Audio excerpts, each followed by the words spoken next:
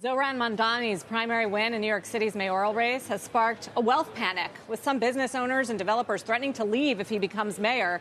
Our Robert Frank joins us now with a look at the city's wealthy. So what's actually happening? Well, Sarah, if you look at the Florida real estate brokers, for instance, they say they've seen a surge of interest from wealthy New Yorkers after Mamdani's primary win.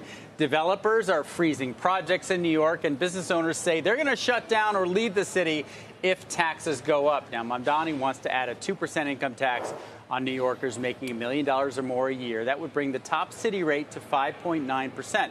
That would bring the combined city and state rate to 16.8%, and the combined federal, state, and city rate to 53.8% if you live in New York City and you're a top earner. Now, Mamdani does not, of course, have the power to raise city income taxes. That has to come from Albany. And Governor Hochul has said, quote, I don't want to lose any more people to Palm Beach. So that's not happening, at least if Albany has a say. And despite all the headlines, the wealthy are still buying Manhattan luxury real estate. In fact, 72 contracts were signed, priced at $4 million or more since Mamdani's election. That's up 13% from last year, according to Ocean Realty.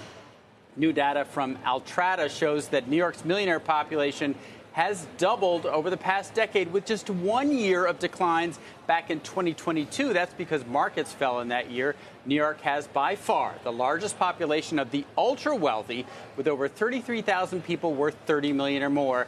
LA ranks second with 19,000.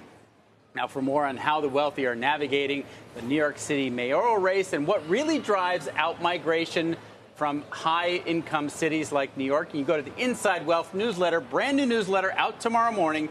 You go to cnbc.com/insidewealth. I think the taxes are one thing. I think the safety is another concern, certainly, that I hear and that factors in, where you can't really compare it to recent others. I mean, what he has said about the NYPD and what certain cops have said about him getting elected, and how he wants to put social workers instead of cops for domestic violence. I mean, that's the kind of stuff that makes people reluctant to raise families here. Absolutely. And that's the kind of thing that it's not just the wealthy, but it's the middle class, upper middle class, anybody who values safety. That's going to be probably the number one question before taxes. And that's going to take a while to see how it plays out. I mean, in the meeting yesterday, he was asked about cops, and he said, look, are you going to defund the police? No, well, he didn't say yes or no directly. He said, I'm going to focus on the mental health issues that are driving a lot of the crime and the violence in the city. So we're going to have to see how that shakes out. I agree with you. That is perhaps more important than taxes. Globalize the Intifada, that's the kind of stuff. And he addressed that as well. Yeah, he said he would discourage the use of that, although he did not condemn it, which is a distinction that many people caught during that meeting. You give him credit for the meeting overall? I do. And what I heard from people who were at the meeting yesterday was, unlike past mayors, number one, they think he's going to win because they said he's a much better candidate than any of these business leaders had expected before they met him. Number two, that he listens. Whether he changes his policies or not, unlike, say, de Blasio or other mayors, he was really engaged in listening yesterday. We'll see if that follows through. And you do make the point that as mayors go, it's a weak mayor spot because of the influence of the governor, yes? Certainly with taxes, which is one of the most important issues, and then safety, cops, fire, sanitation, also under his belt. But he doesn't have much power. The mayor doesn't have much power, but symbolically very important. Sets a tone.